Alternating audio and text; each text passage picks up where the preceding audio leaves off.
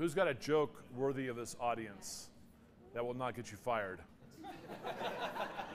Because Jeremy's here. I would probably be okay with it, but Jeremy would probably fire you. I guess nobody. We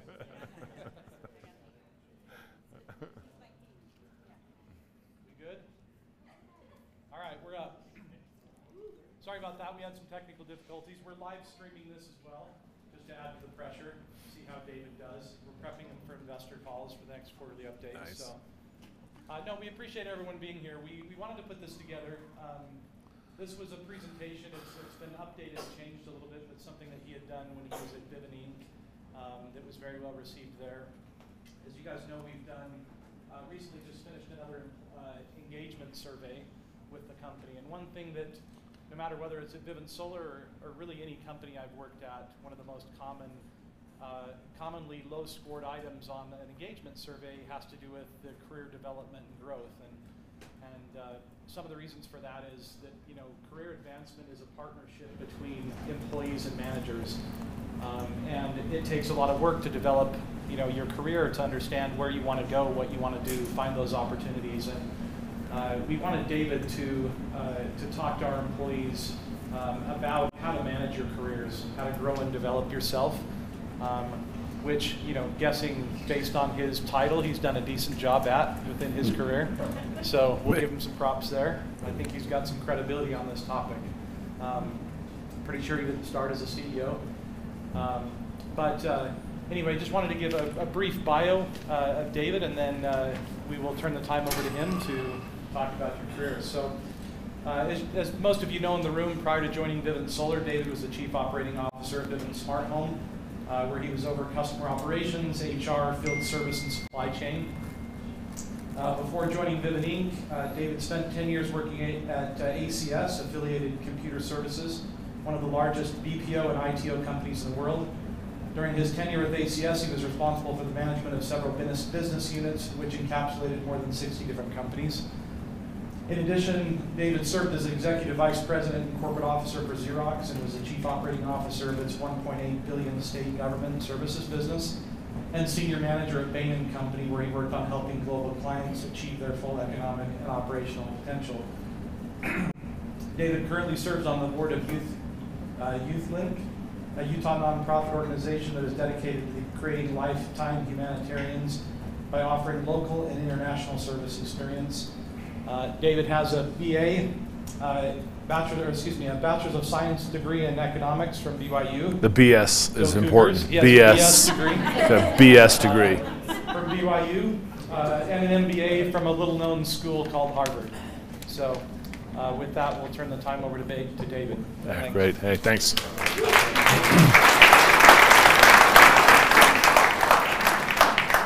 How you guys doing? I'm actually really excited for this hour, or 42 minutes we have together. This is like the best part about my job is interacting with our people and what you guys do. We're in a good spot. Here's a company. We're doing some really good things. And I really am grateful for all the work you guys are doing. I think every department in this company is kind of ringing the bell. I really, really appreciate what you guys are doing. I feel a lot of commitment. I feel a lot of innovation, a lot of passion and ownership. So thanks. When people introduce me, I usually just go with he's a janitor. He just cleans up aisle 6. So that's usually what my job description is. I've run a lot of companies, which means either can't keep a job or I just move around a lot. But I've really, really enjoyed my 2.5 years here at Vivint.Solar, and I like what we've done as a company. So it's a blessing to be part of this company. Okay, so here's what we want to do. I'm going to take you through the top 10 secrets. I don't know if they're secrets. I think it's just my opinion to a successful career. Definitely put a caveat on this. This is my perspective on things. But I did think about this a few years ago and put it down on paper, and I've refined it. I've been asked this question a lot. And I read through this again this morning, and I was like, that's really good advice. That's really, I don't know who wrote this, but they're good. No, I just thought, you know, this actually, it resonates with me, and I definitely believe this. This isn't something that came off of some, out of some book. This is out of, 25 years of heart, sweat, and a lot of pain, and a lot of learning. So I hope it's helpful for you guys, and know that it's truly what I believe, and it's genuinely what I've learned. So here's number one. I think number one, people always ask me, hey, you went to Harvard? You know, your life's easy. You went to Harvard, you get all these chances. Hey, I'm lucky. I got into Harvard. I got lucky to get in. I realized that about 10% of the people get in, and the other 90% I think were as qualified. So you get lucky. But I actually think education is important, right? And I think it's important if you put it into perspective, because not all of us have had the chance to get a lot of education. And I've come to realize that that is helpful, but by no means sufficient, right? I believe education gives you this initial edge. So get as much as you can if possible. But if you don't have it, don't let that limit you one iota, and I mean that. So just to put some data behind this, I was doing some math earlier today, and so I've worked for 6 companies in my career, and 4 of them had CEOs that came from Ivy League. So Arik Gadesh is the CEO of Bain & Company. Mark Former was a Harvard dude. He was in charge of Monitor. Brian Moynihan, who runs Bank of America, was my boss, the largest bank in the world, was my boss, a very well-educated lawyer. And Ursula Burns, who ran the CEO of Xerox. She was, I think, a Columbia girl. And so, yeah, great educations. But at the same time, I've worked for some folks who got a high school degree and maybe a semester or 2 of college, and that was it. So Todd Peterson, very, very successful. One of the best entrepreneurs I've ever met in my entire life. Extremely, extremely good at what he does. And he has a passion. He has no formal education beyond high school, just a little bit of college. And Lynn Blodgett was my CEO at ACS. We grew that from nothing. When he sold his company to ACS, it had about $30 million in revenue, which is pretty small. And by the time we sold it to Xerox, we had $6 billion in revenue annually. And we grew it to about 100,000 employees. And about, I think we grew it to 60 companies. So very, very successful. And he was high school with a little bit of college, right? So I've been on both sides of it. And do I think one is more effective than others? I don't. I see both camps being extremely successful. They're passionate about what they do. And what they were really good at was this. They were really good at learning quickly and problem solving. That is really the 90% of the problem. The question is are you a problem solver? And if that's who you are and you love to learn and you can learn quickly, that is the key. That is education. That's applied education. And anyone can do that. I will always pick people, even in this company, I will take people and say, what's our gnarliest problems? And I don't look for what's their education, how long they've been with us. I look for, can they solve a problem? If we parachute them in, even though they've never done that before, can they figure it out, get their sea legs, and then move us forward? Can they solve the problems?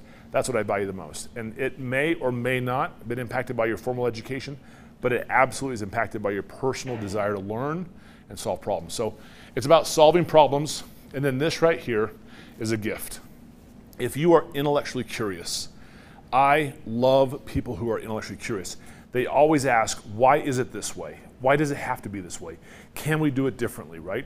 They're always asking the 5 or 6 or 7 questions on everything. Sometimes you're like, man, those people annoy me. They just absolutely annoy me. I love those people, right? If you think about the things we've done here at our company in the last 2 years, we have slaughtered some sacred cows, right? Things that we thought that we were the world's best at, and then we said, let's actually question that. And we've fundamentally changed so much of what we've done as a company, and we are so much better off today. It was a function of intellectual curiosity, of people willing to go ask the questions, and then get the rest of us on board to follow them, okay? So once again, education gives you that initial edge, and get it as much as you can, definitely do it, but it's everything outside of that that matters. Okay, the second thing is have a plan, then modify it along the way. Okay, so here's my example. When I was in college, I didn't know what I was going to do. I didn't have any siblings or uncles that did what I did. My dad was a school teacher. My mom was a school teacher. And I literally had no idea what I wanted to do. And one day I was driving home, and what I had done all my life was work with my dad on remodeling homes. And I was driving home one day, and it hit me. I was like, you know what I want to do? I want to go remodel companies. I want to go find broken companies, and I'm going to fix them up and then sell them, right? Like, how cool would that be? And I was like, yeah, that's what I'm going to do. Well, how do I do that? And I sat there on the side of the car and I thought, well, I'm going to go get some skills. I'm going to spend 10 years getting skills that I need. I'm going to go do strategy consulting for a few years. And then I'm going to go do investment banking and figure out how to do finance. And then I'm going to go run some companies and get some operational experience. And then I'm going to do some sales experience. And then finally, when I'm 35 years old, I'm going to go buy companies and sell companies. Okay, that was my plan. Was it a good plan? Was it a bad? I don't know. It was my plan. I had a plan. And I was open to modify it. So my first 10 years, I literally was on that plan. I went and got the best jobs I could get in strategy and in finance and in operations, and I did that. And then when I was 35 years old, I was like, well, I'm 35. It's time for me to quit all my jobs and go buy some companies and turn them around. And I didn't do that, right? I was in a position where I had these opportunities to run companies, but I wasn't doing the plan I originally had. But I had the original plan, and I stuck to it for a while, and then I modified it. So my point is, you should have a 5, 10, 15-year plan and actually grind every day towards that. If you don't have that plan, take this weekend and think about it, right? And don't be worried if you got it right. Just be worried about having a plan and then modify it along the way. And the other thing about this is a slingshot mentality. This was, I'm not sure how many of you know people in high school, but it was like, I remember that first time we got out of high school. I'm still trying to figure out what I want to do. And there's the first guy who's like, man, I am going to work at this job, being a mechanic. I'm making $12 an hour. And we're like, whoa, 12 bucks. I make $6 an hour. You make $12 an hour? Wow, And 10% of my class decided to go do that. There's a few guys that step back deeper into the slingshot for a while to invest in learning, education, experience, and then they finally released and they said, hey, I'm making $15 an hour. A few more got more education, more experience. They're still investing heavily in their careers, right? And then they're like making $30 an hour. And then there's some people who go deep, deep, deep, deep. They really are investing heavy in their careers. And when they finally release, they're making $100, $200 an hour for the rest of their life. My point is, I've always had this mentality, right?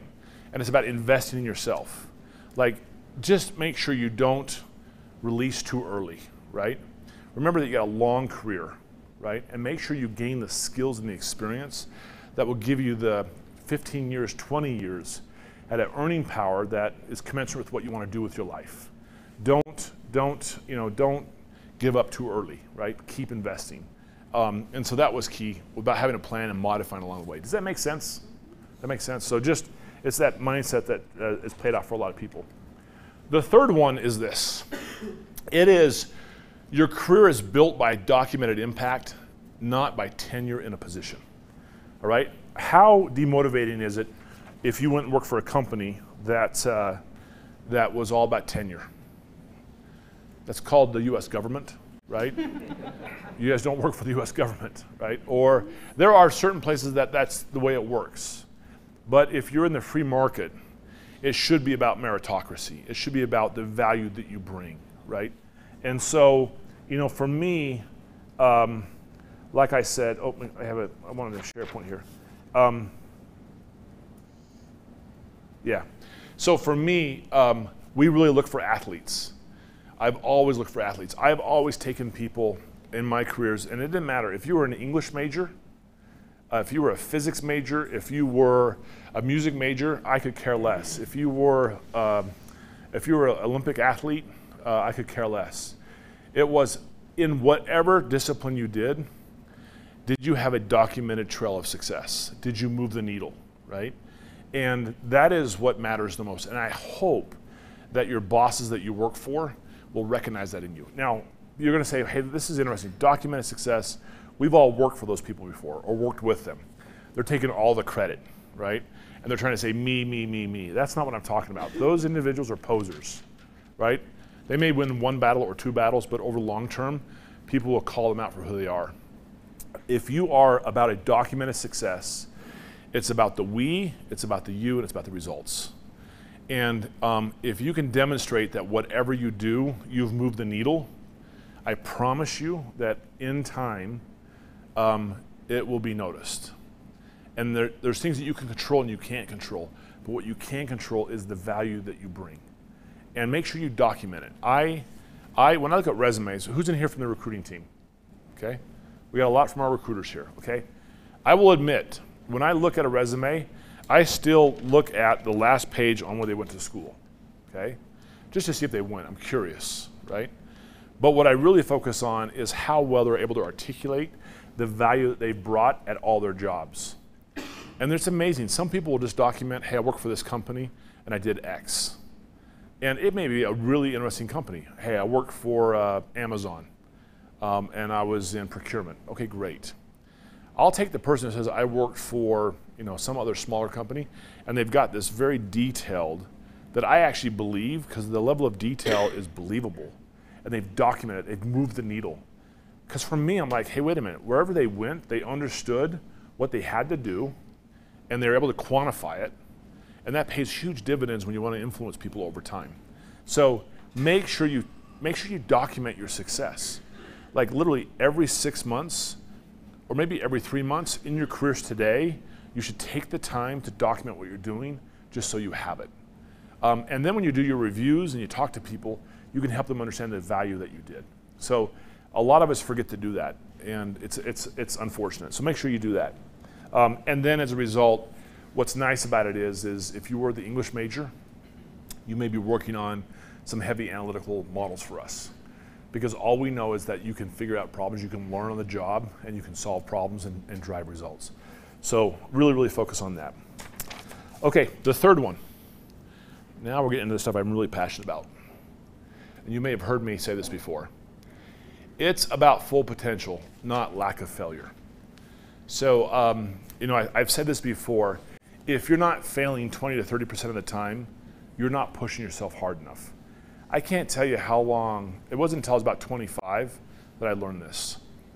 I had played it safe up until that point in my career. I was always doing things that I had a very, very high probability of being successful at. And as a result, I don't think I was pushing myself nearly hard enough. And then what happened one day is I was working for this consulting firm out in Boston. And I realized I'd work on something. I was working on this analysis, and I'd work on it until I thought I had it perfect. And I would go into my boss, and no matter what I took to him, he would always find something wrong with it. And it was driving me crazy. And then I would work on something longer, harder, take even longer, get it perfect, go in, present it to him or her, and they would mark it up, and they'd like, hey, you can improve upon this. And it started to really impact my confidence. I'm like, this stinks. And then I'd take longer and longer, so I'm becoming less productive, trying for perfection. And then it finally hit me. No matter what I do and how perfect I am, guess what? It is their job to find a way for it to be better. I realized that's their job, and I realized that perfection was a false pursuit. It was pushing as hard as I can and putting myself out there to actually fail a little bit. And when I finally realized that if I'm not failing 20, 30% of the time, I am absolutely failing. And that's part of my success because I'm now pushing myself harder. As a result, I started to go for bigger jobs. I started to ask for harder assignments. And guess what? I wasn't always successful, but that's okay, right? So I would really encourage you guys to think about this, right? Think about how you view failure. Now, if you're failing 90% of the time, that's probably not good, right? That's probably not good. You may want to dial back a little bit. But if you're failing 10 to 20% of the time, that's actually really, really good, okay? As long as you're pushing yourself, right? And so I think this will change your career trajectory more than you realize because you've opened yourself up for that.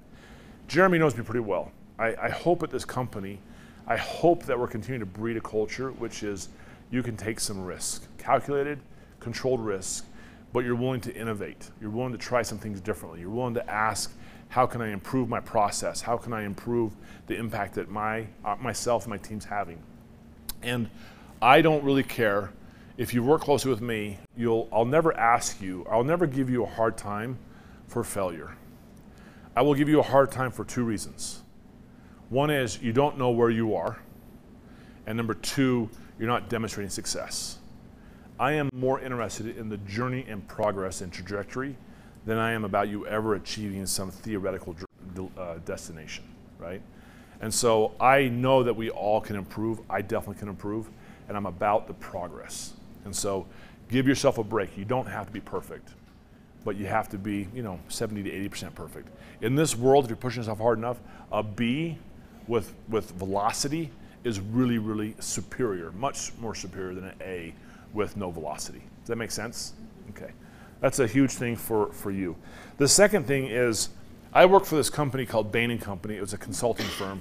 If any of you guys ever look at like the most highly sought after companies for people to get their MBAs, Bain & Company's been like the #1 company forever.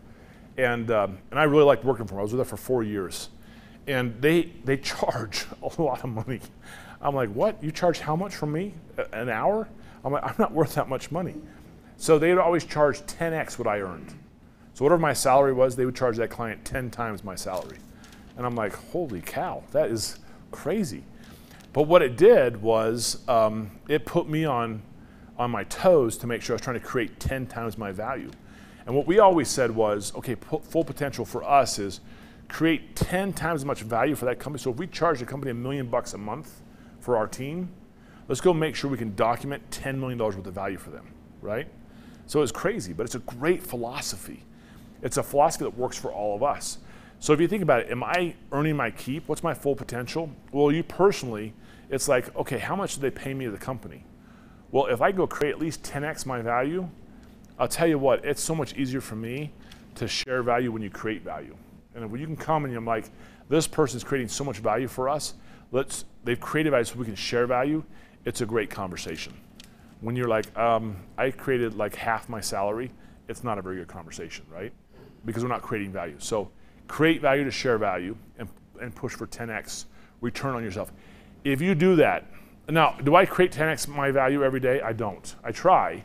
Some days it's like 30x. Some days it's 3x. I'm sure there's days where it's like 0.1x, right? I recognize that. But on average, am I trying to create 10x? That's what I push for. If you are leading a division, a unit, a group, right, you should always ask yourself, what is the very best that we can do as a company? And once again, I'll see people sometimes set the bar low so that they can exceed it, right? For me, I see through that. What I love is I love people who say, I honestly think that if we tripped the lights, if we absolutely did our very best, here is perfection. And it's like pretty lofty for most people. And then what I focus on is not how big the gap is, I focus on how quickly you're progressing. That's what I focus on. For you, if you're leading teams, I would encourage you to do the same thing. With your people, focus on their velocity of improvement and the fact they're trying to achieve 10x. And don't criticize them for not achieving it, just reward them for the progress towards it. Okay, does that make sense? Yes. I hope that makes sense. So 10x, the 10x rule, think of that, the 10x rule, that's full potential. Okay, next, how are we doing on time here? We're doing pretty good. The next one, actually let's go back. Let's go back. Any questions on this? So let's be interactive. Any questions? Please. Not so much a question, but just to add on to that, it's something that I'm always trying to improve in myself. And when you elevate your worth or create more worth, you don't know what that's going to look like. Yeah. I know what I look like today. Well, I don't know what my goal is going to look like. I don't know how it's going to affect me. And you just have to not be afraid, be confident, accept failure, yeah, but progress. Yeah, it's liberating. It really is liberating. It's, you know, when you do that, it's just it's also more enjoyable. It's just you're not so stressed about everything. It's like people when you play a sports and you play loose. They say play loose, they play better, right? And if you're not so uptight and you play a little bit looser, you perform better in your careers. So great. Anything else? Please. So you talked about taking calculated risks, yeah, when you're looking for those opportunities. What would you say are like the top couple of things to take into consideration with those calculated risks? Great question. So great question. Calculated risk, what's that mean? Well, it's obviously going to be specific to whatever you're doing, but like on a new job, things that I really look at is who I'm going to be working with, right? Is there trust there? Is this person going to be a mentor of mine, right? Are they going to help me be successful? Do they have the same philosophy as I have on careers? You know, are they going to allow me to kind of grow and develop? I'll always look at compensation, but I've never chased compensation ever in my entire career. I have always focused on, is there a huge opportunity here? And my belief is if I create a lot of value, they will remunerate me. They'll pay me well. And so I've always focused on getting the results and then working with people who I respect and who will fight for me. And I've never had an issue on the comp side. So for me, it's people. I made a mistake once. Early in my career, after I started to run some companies, about 4 years of running companies, and I was like, this is awesome. I got approached to be a CEO of a small company. I won't give you a lot of details, but I said no 5 times because there was a person that was involved that I just didn't have the right feeling about, right? And I said no, no, no, no. One day I had a bad day at work. I'm like, screw it. I'm going to take that job, right? I'm going to show these people I'm going to take that job. And I knew it was the wrong decision because I knew the person, I didn't trust the person. And within 48 hours, I knew I had made a terrible mistake. A terrible mistake. 7 months later, I went back to my job. It cost me a lot of money. I passed up on I forfeited a lot of stock options. But I learned a really valuable lesson that the people matter. So the number one thing around a calculated risk is it with a person and an environment where you can have your integrity, where they will push you, where they'll reward you for what you do, that they will, and then you respect them. Those are things that really matter more often than not. So hopefully that's helpful. Great. All right, I'm going to move on. Okay, so right here, number 5. Understand that persuasion is a powerful art form. So what this means is, it's amazing in my career the power that persuasion has. And this is up, down, and across, right? So it's not about if you are the person in charge. So you guys are in analytics, right? How many people report to you? None, right? But how big of an impact can the analysis you do have on changing the course of the business? Huge, right? So you bring data to bear, and you bring an argument, and you're able to persuade people, even though you don't have direct control, you have indirect influence, right? Well, that's actually really powerful across the room. It doesn't matter where you are. The ability to articulate and persuade people to embrace the right answer is huge. And it's not necessarily about your answer. I remember when I made my first job interview, it was out at this company called Monitor in Boston. And I was so intimidated. They were all Ivy League kids. They were all Ivy League, and there was 4 of us from BYU. And I'm like, I went to public school. What am I doing here, right? These guys are all privileged kids. They all had the best education since they're 2 years old, right? I'm not gonna make this job interview.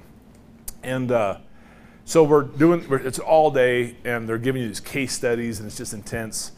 And then they put us in this room, and you're there with 4 other people. And I'm Mr. Yale, Mr. Harvard, Mr. Stanford, Mr. Brown, or Mrs. Brown, right? I'm like, okay, I got all these Ivy League kids in there. And they give us a case. And I remember they all got up there, and they're trying to prove how smart they were. And then it finally came around to me. I'm like, I got nothing to add. These guys are brilliant, right? They've already cracked this case. But I was like, the one thing they haven't done is they haven't tapped into the collective we, right? They haven't facilitated a brainstorming session and got to the best answer. And so I took a completely different approach. I ended up getting the job, they didn't. And it taught me something. I was like, it doesn't matter if I have the best answer. It's about me helping find the right answer from whomever. Best answer wins, right? And if I can help distill that out and then persuade the group that that's the right answer, whether it's my idea or their idea, and I don't care about if I get credit for it, I'm like, good things happen, right? And so that's what I'm talking about when the persuasion is a massive art form. So if you can lead others to reach the same conclusions rather than cramming it down on them, it is huge. Who's seen this? Who's seen this? Have you ever seen someone trying to cram down a decision on you? How do you feel? Do you feel like I'm worthless, right? Do you feel like I've been belittled, right? And who's worked with people who've actually said, let me help you come to the same conclusion, where it's been kind of a joint think and a joint discovery? How do you feel, right? The guys who cram it down on you, do they suck value, do they suck energy from you, or do they give you energy? They suck it out of you, right? Do you want to work with them the next day? You don't. Do you want to give them your very best the next day? You don't, right? And then what happens is in a month or a quarter, you're like, this is not working, right? But the people who actually infuse you with energy, chase the best idea, are more than happy to give you the credit for it, will take your idea and polish it, jointly present it, right? It's about the best idea. you'll see those people, they give you energy. You can't wait to work with them tomorrow, right? And I trust me, that is noticed, right? Those individuals that are able to get that out of themselves and others are the folks who have opportunities come to them. And it may not happen every time. It should every time, but I promise you 8 out of 10 times it will, right? And so that's the key there. The other thing about this is, and the tools, right? Engage, listen, be hypothesis-driven, data, insightful insight. When you persuade others, the best way is to have is having data and having an argument and proving if it's true or untrue through a hypothesis-driven approach. But this is a really powerful way to go about business. Okay. The next one. Oh, to summarize. So education, get as much as you can, but it's not necessarily the answer. Have a plan, a 5-year plan, a 10-year plan, a 15-year plan. Modify it along the way, but always have a plan. Really document the impact that you're making. It's not about tenure, it's about your impact. Chase your full potential. Chase creating value, and if you create value, they will share value with you. It's so much easier to capture value when you're creating value. And then persuasion. I tell you what, on the number 4, people who really focus on this rarely ask for a raise. A raise is given to them because they created so much value. And then it's about persuasion. Make sure you can persuade, not cram down on others. Okay, number 6, we got 4 more to go. Who's ever heard this quote before? Work beats talent is always, especially when talent doesn't work. Who's ever heard that? Or hard work beats talent. You've heard, this is a very common phrase. This didn't come from me. I totally believe this. I've seen so many really talented people who just coast, and they get absolutely shellacked by those who work hard. And so a few things I learned early on. I had a boss early in my career say, hey, you know what? Do 20 or 30% of my job. Don't do more than that. I'm willing to, if I trust you, I'll define things that are 20 to 30% of my job. And if you want to do it, it'd be fantastic. And so I'm always trying to find the boundaries. How do I do part of my boss's job? Make their life easier so they can do their boss's job and they can move up, and then guess what? I can move up, right? So if you can help your boss be successful, there's a really good chance they're going to tap you to be their successor, right? So that's a really good advice I got early in my career. The second one is you can't bounce your way to the top. It is a steady and methodical climb. So I've been in my career now for about 25 years. I know I look like I'm 26, but I'm not. I'm a little bit older. This is really a belly. This is all muscle. It's funny. I was thinking about this last night, and I got a lot of people I've worked with over the years. And as I look back now, who knows people that bounce? Any of you guys have friends that bounce? They're at a job for a year, and it's like, oh man, I can make a little bit more on bouncing, right? And bounce back. I got one friend who is like a methodical entrepreneur and really talented guy, but I tell you, he was so rubbernecked. Every little thing looked like it was a more interesting job. The grass is always greener, and he bounced all over the place. So as I did the math last night, I started to think about all of my buddies I've known for 25 years. I honestly believe that the folks that were methodical and intentional and kept at it, that population compared to the ones that are bouncers, the bouncers today are about 1/3 as far along in their careers as the ones that were methodical. Financially, they are much more secure. They have much better salaries, much better compensation. Their titles are they're much more senior. Just their collective success in their careers is much more advanced because they didn't have to start over again and again and again and again. And so I really believe this. Now there are some people that bounce and they hit the jackpot, but by and large, the steady methodical climb pays off. The third one is be the fix-it person. Seek out the fires. You may have heard this from me before, but I have always been a person that runs towards the fires. I have found that to be the most exciting part of my career. Early on in my career, I don't know why, but somehow the CEO realized that he would wake up every year and say, what's my gnarliest problem? And somehow I had earned my way into his good graces. He's like, I'm going to call up Bywater. So I swear every year, 11 p.m. on a Sunday night, the phone would ring, and I'm like, my life's about ready to change, right? And then he would ask me to run some new companies. And they would not be they weren't the happy companies. They weren't the companies that was like, pom-poms and everyone's happy. It was always problems, companies that were in trouble. And I would go run them, and for 6 months my life would not be very enjoyable. And then I get it fixed, and then he'd have me do it again. And I realized that where the fires are is where there's no one else around. And that's where the most chaos is.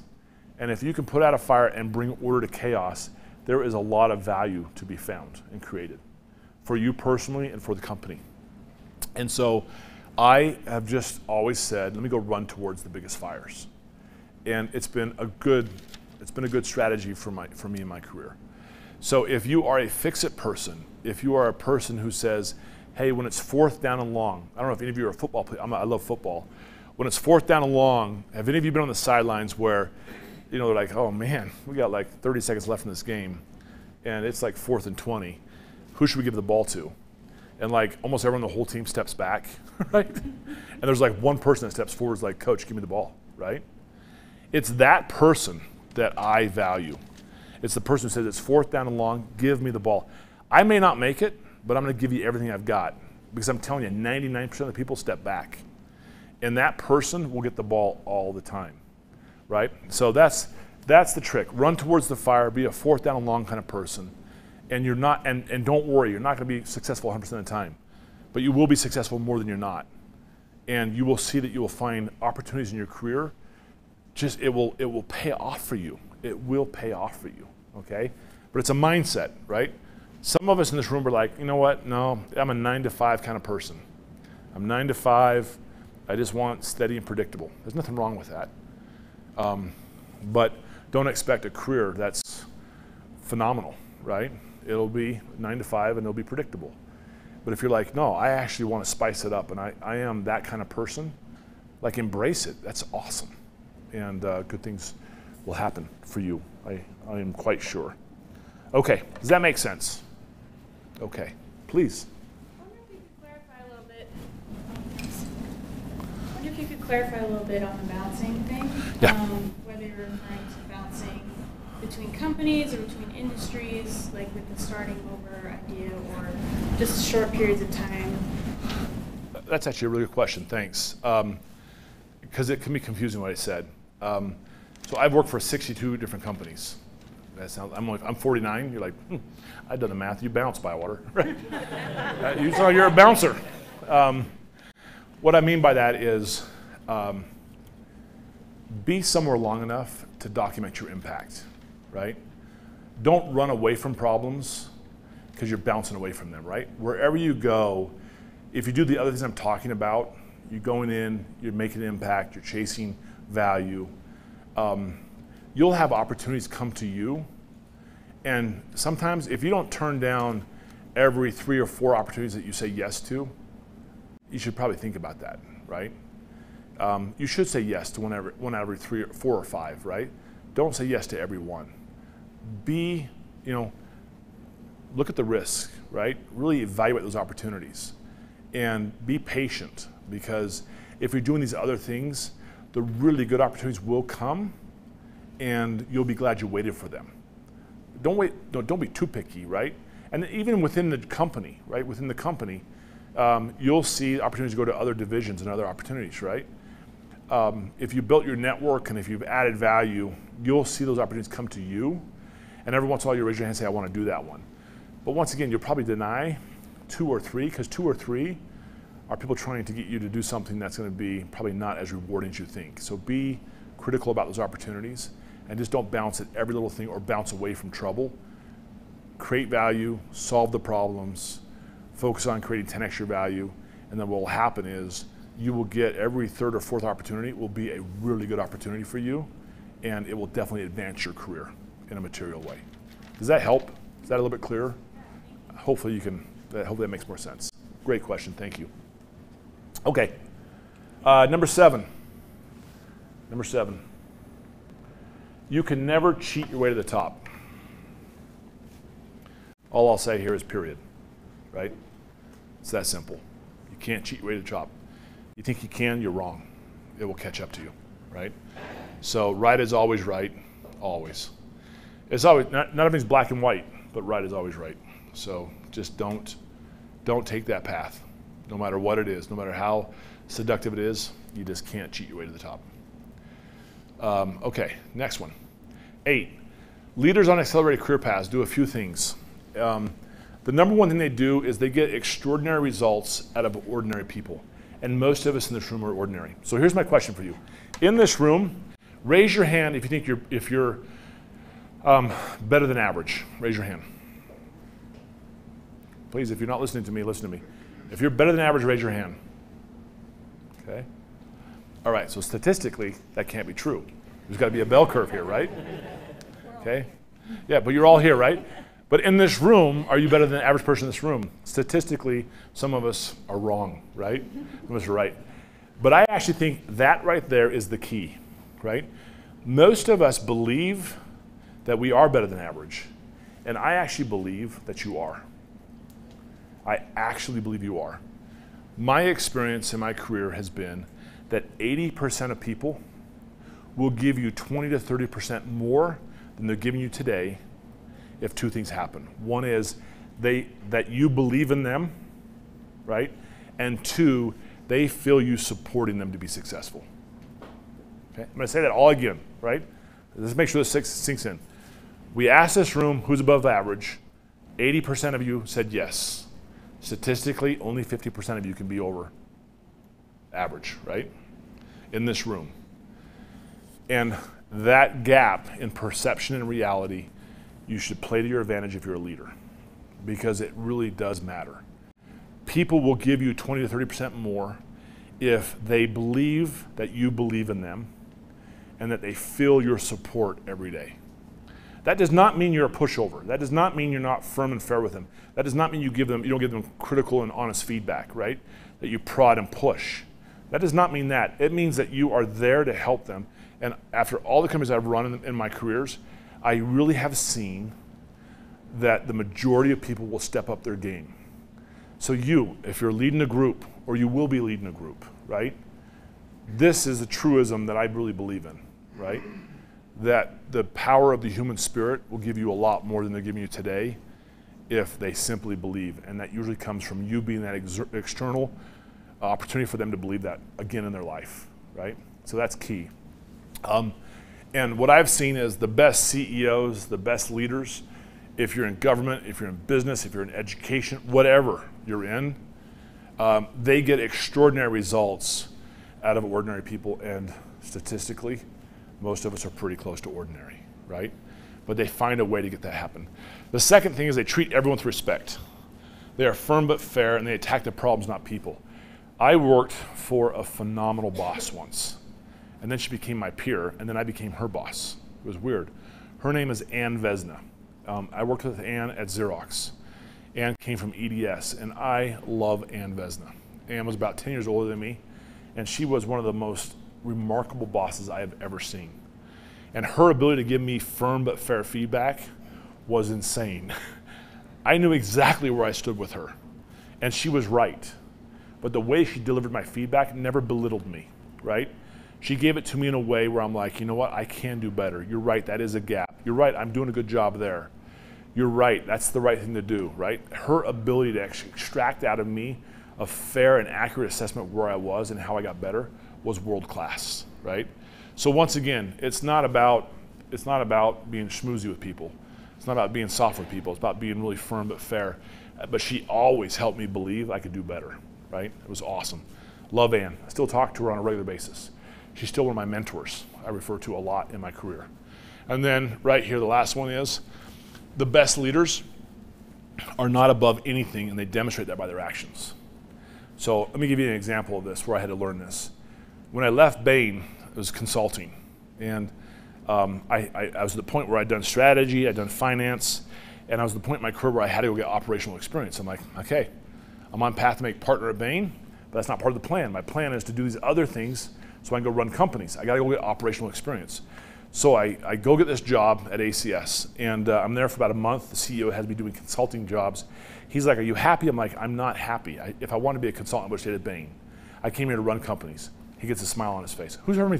Have you heard me tell this story before? Anybody? So he gets a smile on his face. He's like, I'll be back in 5 minutes. I had no idea the world of hurt that was about ready to happen to me. He comes back 5 minutes later. He's like, hey, tomorrow, here's the company I want you to run. Show up at this spot. Tell me you're the boss. You got to take it over. And I'm like, oh, wow, that was pretty easy. I'm the man. I'm the man. So I show up. I walk into this place. They had no idea I was coming. They didn't know who I was.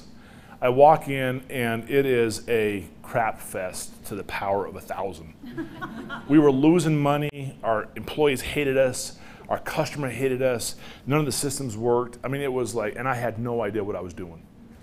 And I'm like, holy cow. And we get on this call every day with our main client, and he is dropping the F-bomb on us like I've never experienced in my life. And I'm like, wow. And he's like, we're having this meeting every day at 10 a.m. and at 2 p.m. every day, including Saturday and Sundays. And I'm like, holy cow, this sucks. Holy cow. And my life was flipped upside down. And about 2 weeks into it, I find myself at 2 a.m. on a Sunday, sitting at this computer trying to find lost medical claims with this lady who's 30 years my senior. And I'm like, what did I just do to my career? Went to Harvard, worked at Bain, and now at 2 a.m. on a Sunday morning, I'm sitting there at a computer trying to figure out what claims went, right? I am an idiot. I did not manage my risk correctly. I made some mistakes. And then it hit me. I was like, you know what? You're doing exactly what you should be doing. If you're not willing to demonstrate you're willing to do anything to save this company, then you have no right to ask anybody else to do anything. And it was a sea change in the way I thought. And from that point forward, I was like, I will always outwork everyone else. I will do anything that's needed for this company. I will demonstrate to my employees I will do anything for them to be successful, right? And it was very liberating for me. I got knocked off my high horse, and I was like, go walk the talk. And if you walk the talk, people will follow you, right? So very painful lesson, but super, super, super valuable. And you'll see, I'm sure you all have experiences of people you really respect. They do this in spades, right? So that's really, really important. Okay, we got 8 minutes. Here we go. 2 more. Number 9, build up and nurture your network of mentors, up and across, inside and out. They help you. They help you get more swings at the bat. They help you make better career decisions. I believe this. Now, this is a culmination of everything else I've said, right? 1 through 8 helps you get to this point, right? But your network matters. And it truly is up, down, and sideways, right? Jeremy Sabin will be my network forever. He will help me at some point in my career, right? And I will try to help him in his career. And it goes up and down. Today in my career, I still go back. My first mentor, Steve Delano, 25 years ago at Monitor. I will still call him when I take on a new assignment. 25 years later, I will still call him and say, hey, calculated risk. Here's the pros and the cons. What do you think? Okay, it's still Stan Pace at Bain & Company. I talk to him on a regular basis. He will still help me assess jobs. He called me up the other day for a CEO job in somewhere else, and I'm like, he's offering me a job? I'm like, no, I got a job, but thank you. He's still looking out for me, right? It is still Lynn Blodgett and Ann Vesna and Tom Blodgett at ACS and Xerox. To this day, I will still call them up, and they'll still give me advice. It is still Alex Dunn at Vivint Smart Home. Alex and I have a great relationship. I still talk to Alex every 2 weeks, right? Even if I don't have anything to talk about, I'll still call him up, and we'll just talk about business, right? So these networks matter. And what happens is you have these networks, and you've done 1 through 8 in your careers. What happens is these people of influence will look for differential opportunities for you to get a swing at a bat. And they'll give you a swing at the bat probably before you've earned it, or maybe before you deserve it, but they will give you more swings at the bat. And for most of us, if we bat 300, are we world class? We are world class. If you bat 300, you are world class. You hit 3 out of every 10 balls, you're world class. They will help you get that extra 2 or 3 or 4 or 5 swings to get that one more hit, which is the difference between, a smashing, Hall of Fame career and an average career. So just think about your network today and nurture it. And then use them to help you make better career decisions. Please. No, you're fine. Is there a time cap for when you can feel comfortable going back to someone and being like, hey, we lost communication somewhere along the way, but I really enjoyed you, and It's 13 and a half months. After that, you can't talk to them. You know, it's a good question. It isn't. I think those relationships endure time. I'll go 2 or 3 years without talking to Steve Delano, but when I talk to him, it feels like we've never lost touch, right? But I'll send him a Christmas card. I'll send him a note, right? At least once a year, I try to say my top 20 people in my network, at least once a year, I've dropped them a note, 1 or 2 notes, just trying to keep that relationship going, right? So wherever you are today, just take a stock of it and figure out how can I keep that network alive. And then do you do the same thing? Do you help, I don't need it, sorry, I'm very loud. Go ahead. Do you help people find jobs as well? Like, are you constantly looking for people as well? Absolutely. You've talked to my wife, I'll probably help 30 people find a job a year. That's what I do. I have people who I know and I don't know, but I love helping people find jobs. At some time it'll help me out, but I've never looked for a job. So it pays back. But I will help at least 30 people find a job a year. So, okay. All right, last one. Oh, come on. Come on, number 10, it's the best one. It wants a drum roll. Oh my goodness, I guess we won't get there. Well, what is it? Yeah, will you advance it? Thank you. I know number 10. It's foster your reputation. So it'll say here, you can never outrun your reputation, for good or bad. Remember, you can never outrun your reputation, right? So if there's one thing that you should be really, really protective of, it's your reputation. It matters. It really matters. And you'll find that it matters more and more over time. It is the cumulative results of what you've done in your career. And I tell you what, you should be really, really diligent about making sure your reputation is intact and you've protected it. So don't ever do anything that would cheapen it, and do everything to protect it. And that is every day, the best way you do this is every day earn your job, right? I've said this in the past, but I come into work every day at 3, I'm driving to work, I'm like, okay, I got 30 things to do. What are the 3 things I have to do today to have earned my job? And when I drive home at night, I really do this. I ask myself, did I earn my job today? And there are days I'm like, I did not earn my job today, right? And there are many, many days where I'm like, I earned my job today. So earn that job every day and then protect your reputation, right? Don't ever do anything that would cheapen it. Okay, those are my thoughts, 1 through 10. Is that helpful at all? Oh, yeah. Yes. Well, guys, I hope it is. And if you want to copy this, I can give it to you. I'm sure you can send it out to people. But appreciate what you're doing. Tell you what, I love business. We're lucky to be able to work in the private sector. There's no place where you can advance as quickly as you can, where you can have as big of an impact. What we're doing here at Vivint.Solar is we're changing the world. Like, I've never worked for a company where I've been so proud of what I do. When my kids actually are proud of what I do, and they say you can't fail.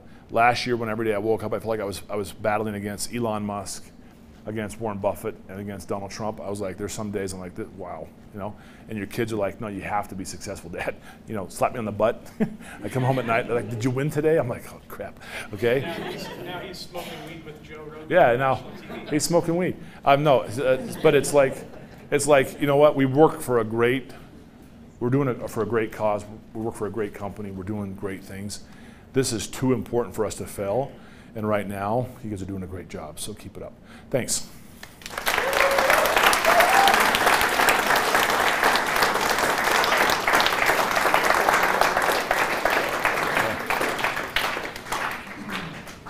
That's it, right? All right, thanks, guys.